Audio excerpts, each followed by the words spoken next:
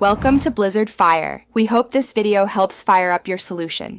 In this video, I will show how to change a Hyundai Elantra remote battery. First, gather your materials. You will need a small flathead screwdriver and a new CR2032 coin cell battery. Make sure you have a clean, well-lit area to work in. This simple task should only take a few minutes, so let's get started right away. Now, let's open the remote. Look for a small notch or slot on the side of your remote fob. Insert the tip of your small flathead screwdriver into this slot.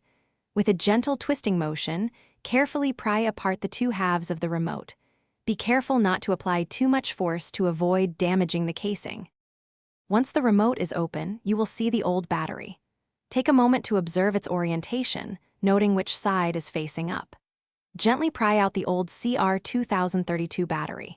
Now, take your new CR2032 battery and insert it into the compartment, ensuring the positive side, usually marked with a plus sign, is facing upwards, just like the old one.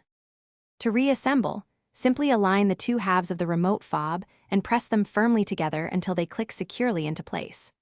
Once it's closed, test the remote's functionality with your Hyundai Elantra to ensure everything is working correctly. You should now have a fully functional remote. Also, be sure to check the description below for a link to a fantastic book that can truly change how you think about money, along with other exclusive deals. Thanks for watching. If you found this helpful, don't forget to like and subscribe.